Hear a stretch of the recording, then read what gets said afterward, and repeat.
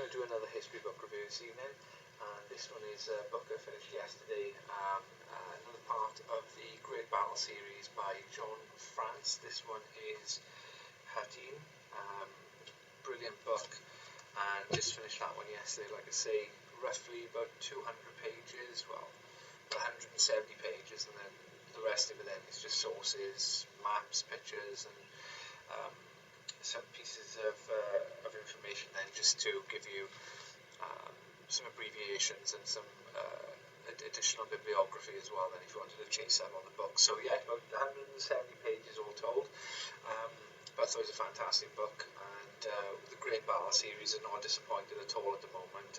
Got this one on hardback as well, so it's a beautiful presentation, lovely dust cover on it as well. Yeah, about 170 pages. Excellent author, John France. He's been on a good few documentaries about the Crusades. The one I can remember the most is a History Channel one called The Crescent and the Cross. And there was also one where he was looking for the battle site. I think there was one that he was looking for, like, lost historical battle sites, and particularly this one about Hattin as well was one that they were looking for. So yeah, fantastic book. So just to give you an introduction of what the book is about. So this book, Hattin, is part of the Great Battle series by, I think it's Oxford University Press. Yeah, Oxford University Press. And they are publishing this series on decisive or important battles in world history.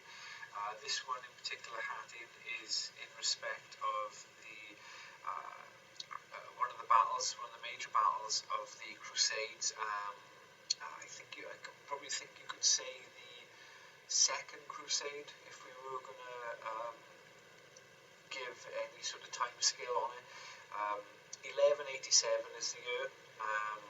What you've got is one of the best generals in history, which was Salahuddin, or Saladin as he's known in the West, facing off against the King of Jerusalem, Guy of Lusignan, and all of the military orders of the Crusader states, so Knights Templar, the Knights Hospitaller, all the Count of Tripoli, County of Edessa, multiple Counts, Dukes, Knights, anyone that they could get to pick a sword up really, to fight Saladin in 1187. And the battle did go to the Muslim army, which was Saladin, and the Battle of Hattin was a vitally important part of the reconquering of Jerusalem, which had fell to the Crusaders in 1099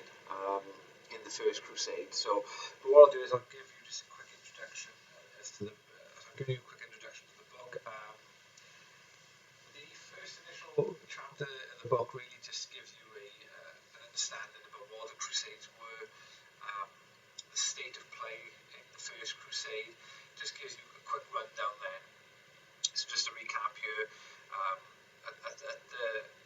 you've got in the late 11th century, you've got the Eastern Roman Empire, which is what is known now as the Byzantine Empire, calling for assistance from any of the princes and kings from Western Europe, and also in particular the Pope. And there was a Clermont that the Pope had actually asked for people to go on a crusade. So there was a bit of a deal struck in which people could opt to go on crusade or buy their way and purchase their sort of support for a crusade, and thereby done away with sins. But this was really a sort of a venture in imperialism and tinged with fanaticism as well, of the late 11th century from Western Europe. And what embarked really from in the First Crusade was multiple princes. I mean, you had factionalism like people won't believe, people really looking eastward for, one, for power and influence, two, for land, three, for wealth, and four, for salvation or redemption. So, they were sort of casting a wide net of types of people that they were really getting. Up until this point, just to give a sort of idea about what the state the Middle East was in, really, up until that point, you had a bit of a sort of cordial or sort of a tolerable relationship between all the faiths, really, in Jerusalem and throughout the Holy Land, albeit that anybody who was not a converted Muslim would have to pay the jizya, which is a tax of people who, although they believe in the book, whether that would be a Jew or a Coptic Christian in Egypt, say, or Armenian Christian, or any Catholic living in the Holy Land would have to pay a tax towards the tax, which would be then collected by the rulers of the area, which would allow them to, pray and to go about their ritual religious services as well, unmolested for the most part. But early First Crusade was very successful. They took control of the Holy Land, northern Syria, so established what was to be called the County of Edessa.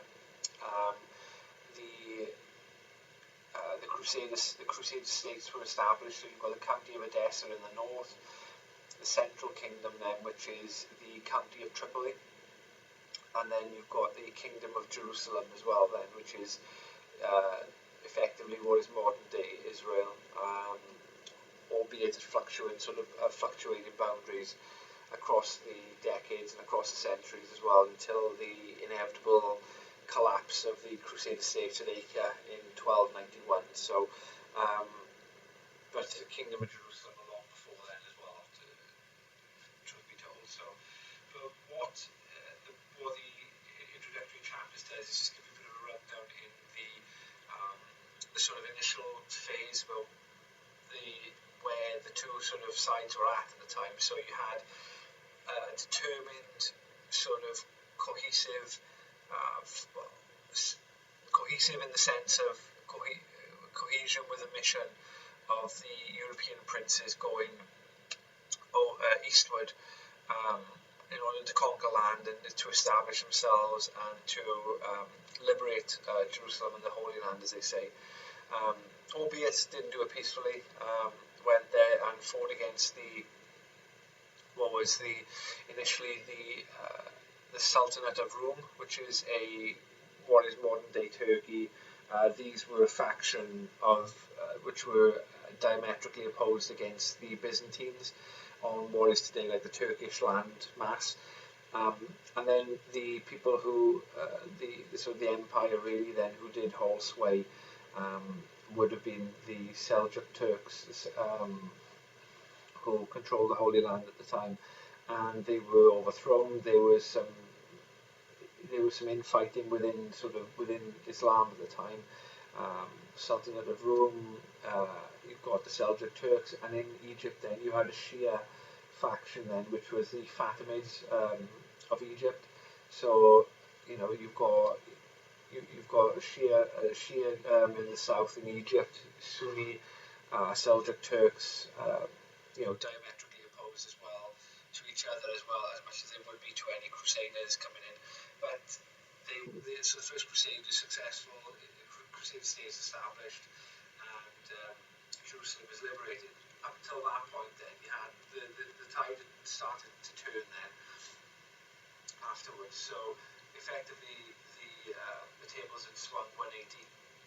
The Christians who were established in the Holy Land, albeit we were having dribs and drabs of people volunteering to try and push the boundaries further eastwards to conquer Muslim lands, just basically trying to nibble as much as they could of the trade and the profit as well, as much as dominate the trade as well, a seafaring trade as well in that part of the world. The Christians become complacent, a lot of internal disputes and successions over the new kingdoms.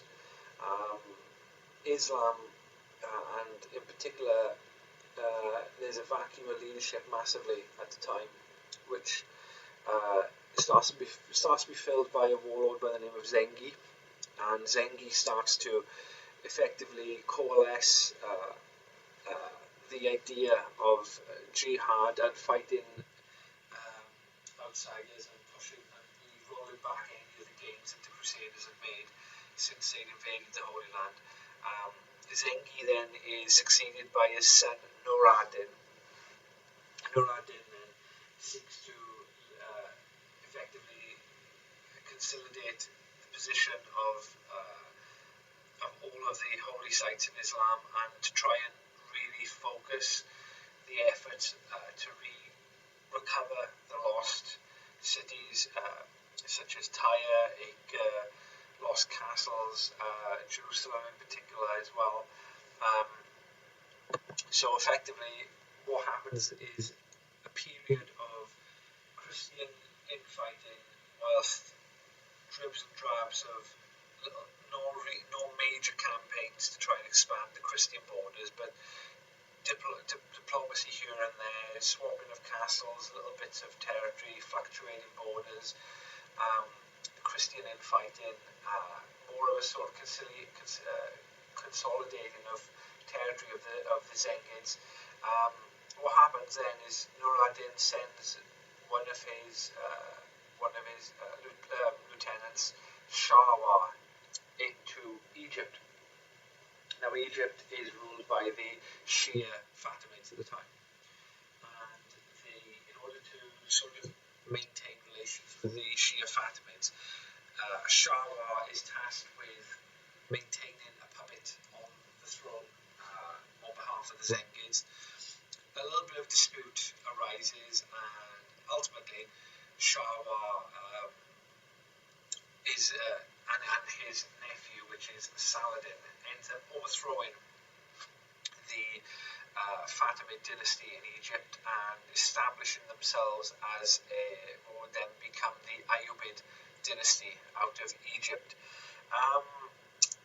So early on there was a cultivation as well, and subsequently in centuries afterwards, of that Saladin would be the sort of sword of Islam, or the pious one who would unite all of Islam around him and drive away the Crusaders and all this type of thing. But if you look at the sort of documented fact, is that Saladin made as much war, if not more war, on his neighbours and fellow Muslims than he did on the Crusaders, albeit he is more well known for making war on his Crusaders.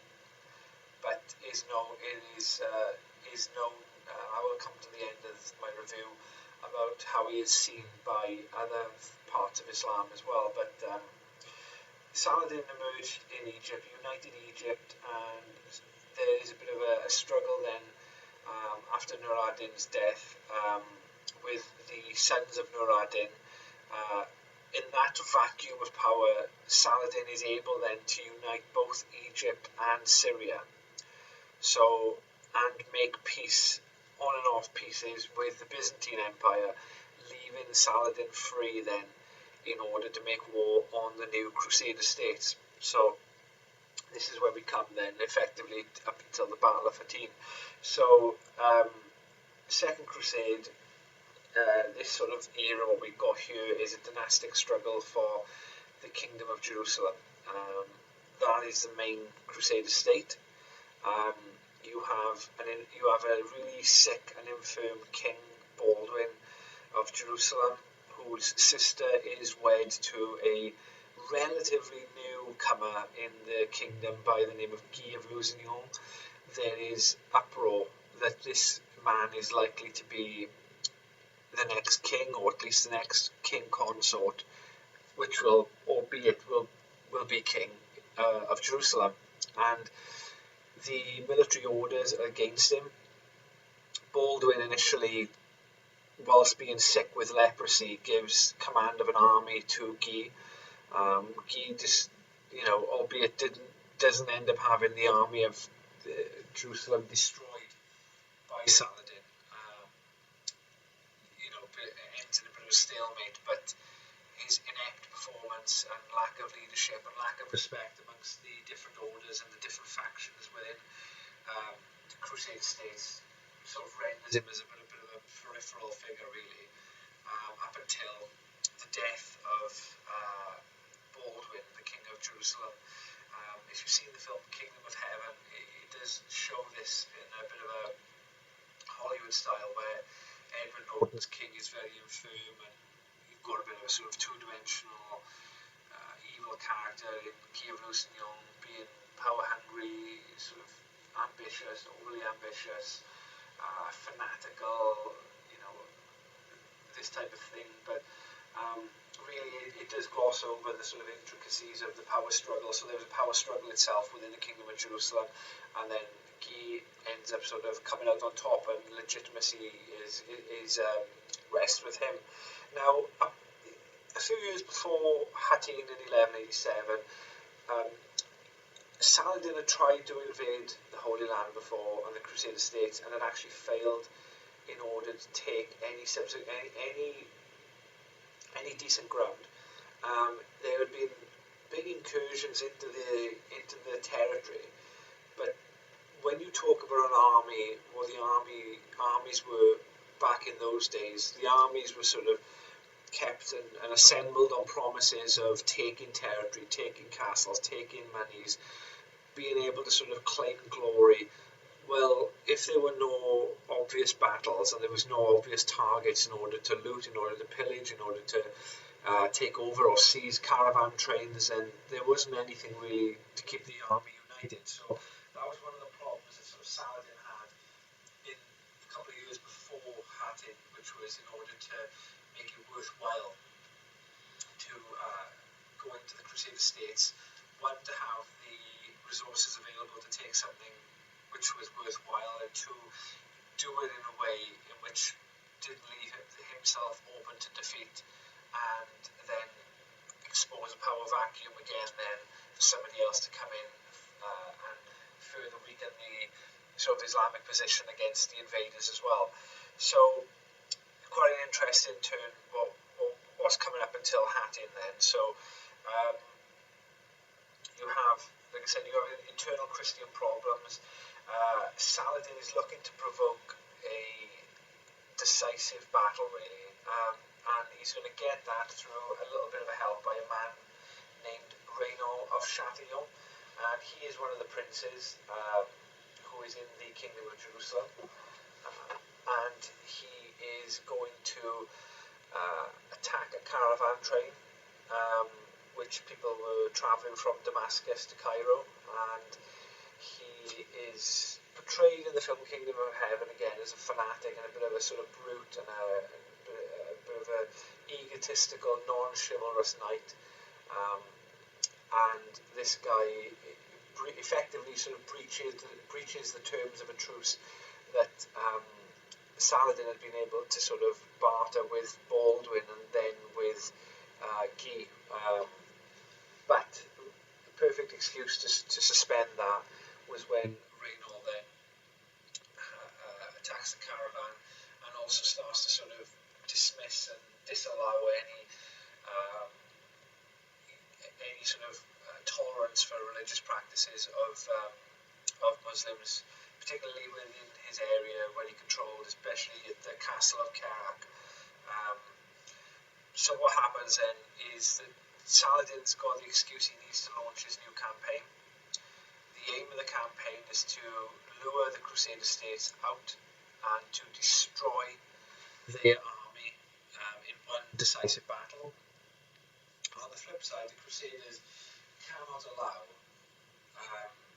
Saladin to be tropsing through their territory every, say, 18 months or 2 years, sort of scorching the earth, raiding castles here or there, albeit you can take them back 18 months after, but then he's gone away with all the riches and the gold and what have you.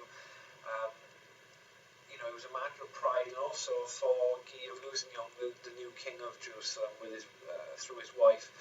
Effectively, it was an opportunity to solidify his position as king and to sort of coalesce everybody around him and unite everybody under one banner of the Kingdom of Jerusalem to fight in an open field against Saladin, and to win as well. 2 seconds, I'm going to put this laptop in.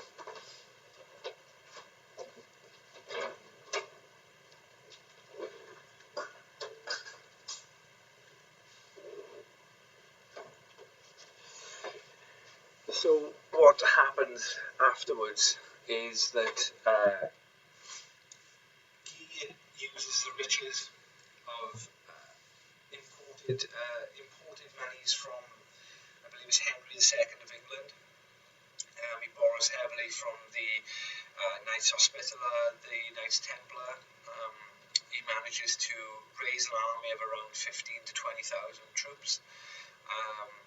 A lot of these people are mercenaries as well as average crusaders, knights. He pretty much strips all of the castles and garrisons in the Holy Land in order to raise this army for Hattin, and in doing so, knowingly leaves the Crusader states vulnerable should they lose the battle, which is what happened. And so what happened, what they were looking to do, they met at a place called Safari. So you had Raymond, which is the Count of Tripoli, a long-standing nemesis for Guy of Lusignan, decides to come across and join his banner after sort of being a bit pally-pally with Saladin for a few years, trying to obviously get an edge in some sort of dynastic dispute in the Kingdom of Jerusalem. But Raymond of Tripoli sides with him. But his advice is very telling in the information in the book, in that he advises Guy not to try and see if they can meet Saladin in an open battlefield, and that they should not try to sort of stray too far from any lines of supply, lines of communication. So where they were going was they were set off from Safari, and they were going to a city in order to restock before they confronted Saladin, the city of Tiberias, which lay within Raymond's lands. And albeit quite a short sort of trek from Safari to Tiberias, this ended up being arduous really because the lack of military planning, the lack of support that Guy was able to sort of muster around himself. Nobody really was on the same, well, they weren't really on the same page as him. They were dissenting voices in camp from the very start. Like I said, a lot of people there were paid rather than actual being like the First Crusade. You know, people were either as part of professional standing armies or they were themselves religious fanatics just to be used. And conversely, Saladin's army, which was battle hardened after years of campaigning, a good portion of the army, though, in itself had been dragged from the northern parts of Syria after conquering certain areas like Aleppo and places like Mosul as well. So effectively, Saladin has got battle-hardened troops, and he decides to see if he can deny the Crusaders access to supply. So effectively, he knows if he can draw the Crusaders out into an open battlefield, deny them an area in which they can supply themselves and be strong, and then wear them down like water to a pebble, then they will eventually crack, and then the battle will be over. So what the Crusaders wanted to do, really, and what the advice coming from Raymond of Tripoli, which was to Guy of Lusignan, which was, ironically, was accepted, and then weirdly the day later was totally discounted for a 180 opinion. So Raymond's opinion was that the Crusaders should stay within areas where they were able to fight between, say, two castles, i.e. They could be between Acre and castles within Tripoli. So if in the event that they did lose the pitched battle, that they could still then stop, they could garrison and stop castles, or they could retreat to favourable ground near the castles, whereby they were then able to use the castles as a bit of a manoeuvrability, and thereby pinning down the Muslims on one field battle themselves, and also to be resupplied, which is the most important part, having lines of communication and lines of support. But what happened was that the advice was discounted. Guy decided to go from Safari to Tiberias, which really wasn't an awful long way, only a matter of a dozen or so kilometres. I think dozens of kilometres, but the sort of ramshackle nature of the put together Crusader army was being sort of nibbled and attacked on frequent sides by Turkish horse archers all the way through. Now they get to a place called Hattin, and you've got two slopes in Hattin before, and on the other side of the slopes is the city of Tiberias, which was roughly about 4 kilometres away from Hattin. And the goal was to get to Tiberias. On the other side of Hattin was a spring where horses and the men and all the other camp followers, women and children, the baggage train, the artillery people, they could all be refreshed, ready to fight a pitched battle whenever they needed to, and to replenish themselves. But so they really did expose themselves, and the march was slow. They were constantly being harried. The disorganisation was they were disorganised in such a way that it was absolutely shambles.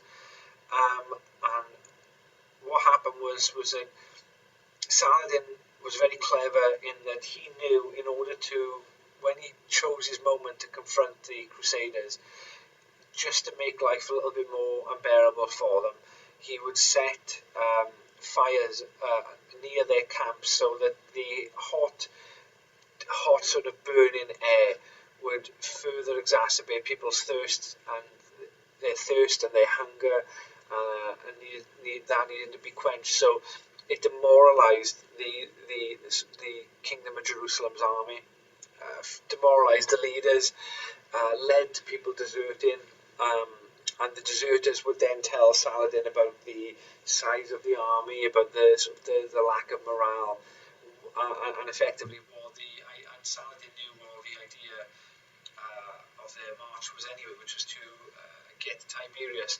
Now, if they were to get there, he was pretty much stuffed. He would have to effectively give up his incursion into the Crusader states again for another campaign, dissolve the army for the most part, and deal with any repercussions then of negative morale from the Muslim side if he didn't destroy this Crusader army, and then take advantage of mopping up any castles and lands in Palestine in the Crusader states. So at Hattin, he was able to surround the Christian army, and very cleverly did not give the Christian cavalry and the knights the ability to charge the main bulk of his army. He split his army into sort of different wings, with his sons commanding the one wing, and the object really was to avoid a frontal charge by the Crusader knights, which, if it did happen, the main mass of the sort of controlled mass of that charge would really have splintered Saladin's army, scattered into the winds. Morale would have been everywhere, and effectively they would have been routed. So, played a bit of a fine game, and like I said earlier, he wore the Crusaders down like a water to a pebble over time. And what happened was, not only the horse archers was wearing down the infantrymen on the sides of the three columns, but effectively what then happened was that by denying the ability to charge them, there was a bit of a sort of a bit of a pell-mell, and people started deserting Guy. Certain people, like the commander of the other hospitallers, Balian of Ibelin, other counts as well, decided to sort of not so much tuck tail and run, but they saw the writing was on the wall and decided to leave. Guy himself was captured, as was Reynaud Chatillon. Gerard of Riedfort, who was the Knights Templar Grand Master at the time, was executed. A lot of, I think the majority, if not all of the military order soldiers were executed after Hattin, just because they were some of the better soldiers of the Crusader states at the time. Saladin chose not to execute Guy of Lusignan because, as he explained, a prince doesn't kill another prince, but as revenge for his and justice for his incursions and his sacking of caravans, Reynaud Chatillon was executed by Saladin in the tent after the battle was over. And there's a brilliant description in the book by John France saying that if you saw how many soldiers were taken prisoner, you wouldn't have thought anybody had been killed. And likewise, on the field of battle, if you'd seen how many had been killed, you wouldn't have thought many had been taken prisoner, which is, a bit of a sickening sort of irony, really, for the Christians. And effectively, what happened as a consequence of the defeat at Hattin was the empty garrisons in the Crusader states stood no chance. Some of them held out, like Tyre, Acre, Ascalon as well to a point, but the majority of the castles and the territory in the Kingdom of Jerusalem fell to Saladin. Now, where the book is quite interesting, I thought, towards the end was that it describes, particularly from what I saw historically, is that Saladin, ironically, is one of these sort of foes of Western civilization who is probably more well thought of by the Christians after his death than he is done by people in Islam.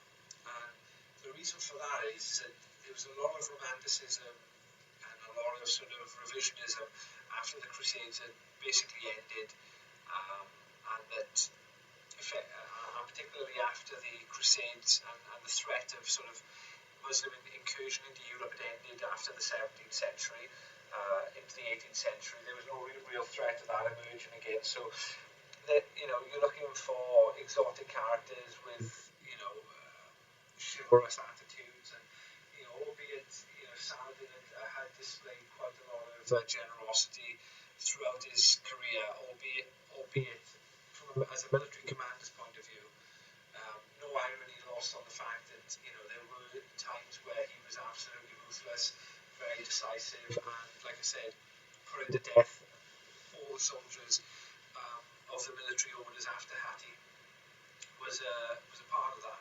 But it seems like that the man had a very well cultivated PR exercise, but even during his life and definitely after his death, and more so in Europe afterwards too. It comes across as a bit of a revisionist history, in that we want to try and remember those people who have beaten us, and they must have been good commanders if they've beaten us. That type of attitude, really. And you're looking for the finer points of somebody, whereas you're not really able to look into the sort of the character and soul of somebody like a Genghis Khan and find a lot of common humanity with them and a lot of common civilizational traits with them. You are able to do that with Saladin, and particularly in the Third Crusade, which is described in the book as something that Saladin could have avoided, which was the Third Crusade, but didn't.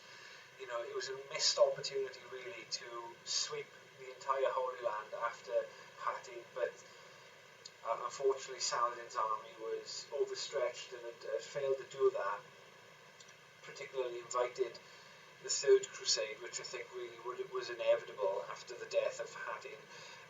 The Third Crusade then would obviously be the famous sort of face-off between Saladin and Richard the Lionheart of King of England, and that sort of rivalry and mutual respect for commanders, warriors, men men of a certain chivalrous nature as well. I think that type of um, understanding goes a long way to sort of seeing how Saladin is thought through European eyes as well.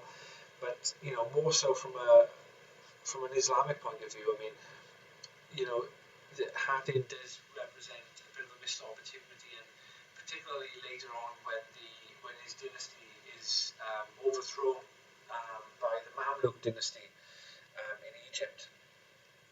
Um, the Mamluks themselves then were able to completely completely overrun the remaining Crusade states, and particularly the fall of Acre, which was the final nail in the coffin for the Crusade states in the Holy Land.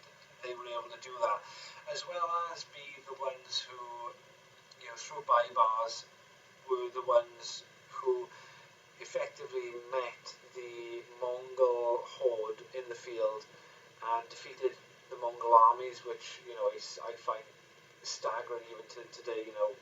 What an unbelievable achievement that is. Hattin pales in comparison to I think Seljuk is the famous battlefield where that took place. But yeah, I mean, Hattin in itself was a decisive battle, because of it completely turned the tide of the Crusades, and a lot of people would then look later on and think the Crusade states were then inevitably doomed after Hattin. I mean, they really weren't. I mean, even after sort of Saladin's death, I mean, the Crusaders managed to diplomatically regain control of Jerusalem for a time. And there was, like I said, constant fluctuations between the borders of whether it be the County of Edessa, Tripoli, Kingdom of Jerusalem, Cyprus as well, Byzantine Empire. A lot of fluctuations of borders, but ultimately, the ending of the book shows that Saladin is well thought of, particularly nationalistically, via Egypt, and the symbology of his eagle is still on the Egyptian flag today. He's well thought of in Syria, however, is not really sort of well considered by Shia Muslims, who consider Saladin as one of the destructors of the Fatimid dynasty in Egypt, who were the Shia sect ruling them at the time. So inevitably, there are those sections of Islam which say, well, hang on a minute, like I mentioned earlier, he made more war on Islam than he did on Christianity or any sort of infidel, which is undeniably true. But the man was a brilliant general, fantastic battlefield commander. The book is absolutely superb, detailing the sort of the conflict within the Christian ranks, and the sort of doomed nature of the kingdoms thereafter. But very interesting as to how major history, particularly back then, turned on people's. I suppose it does today. It turns effectively on people's personalities, on circumstance, and timing as well. And definitely, I think that but you could see that it was not a sure thing either. Hattin, like I said, it could have gone either way. If they managed to get to Tiberius, the Christian army, then all bets were off. But then likewise, if Saladin had conquered the rest of the Holy Land, we probably, albeit he is celebrated quite a lot today, but even after subsequent sort of centuries after, particularly the Ottoman Turks as well, who took over the majority of the Holy Land afterwards. I mean, he would be somewhat forgotten and eclipsed by some other generals and other people in Islam as well. But definitely not a forgotten battle. It is a superb battle, and the legacy of Hattin is very important in the sense that righteous sort of not so much righteous jihad, but it goes to show really what if you coalesce and you have a consolidated sort of general mass of people pushing in one direction, particularly for Islam, it goes to show how effective that it has been in the past, and probably you know, it is something which some people have been working towards in the future. And I mean, you know, there are some comparisons really in the books which I found quite distasteful really in the end, which was, you know, comparisons then with Osama bin Laden, which I found really sort of baffling really towards the end. I can see the power. I can see some sort of train of thought really when you're looking at it from a sort of religious jihad point of view, but you know, there were totally different motivating factors, I think, for the two people in two different times really, that, you know, I really wouldn't want to sort of put them up against each other really. I found the sort of the legacy section at the end of the book really raw, would have let down me giving this a 5 out of 5, because the book really tended to sort of divert then into a weirdly, only a couple of throwaway lines at the end of the book, a weirdly sort of pro Israel sort of standpoint, which had not been present for the entirety of the book. You know, I mean, to be honest with you, I mean, it was even when he sort of peripherally mentioned that there were any sort of, you know, sort of consideration of Judaism within the book as well, which I found bizarre as well. But you know, the legacy, the last section of the legacy, particularly in the modern era, and trying to link Saladin to, you know, people like Osama bin Laden, I thought was really let the book down in the end. But overall, as sort of a study of the battle itself and consequences of the battle, motivating factors that brought the battle about, I thought it was absolutely brilliant. I'm going to give this 4 out of 5, and I hope that you pick this book up to read. It is currently on Amazon for hard copy. I would say hardcover. Sorry, it is $13.65, and that's to buy brand new from Amazon at the moment. I would say to get these books on hard copy if you can, because as much as you would want to have a cheaper version, I think there's such a nice presentation, such a nice series to start collecting as well. So I've got that one there, as well as the other ones like Clon, Lutzen, Agincourt, and Thermopylae as well, which I've got to get through. But yeah, brilliant. Pick this one up if you can. Battle of Hattin, brilliant, superb book by John France. I hope you liked it, and if you want to give me a comment, I very much appreciate it. But don't forget to like and subscribe to the channel, like the video, and share if you can.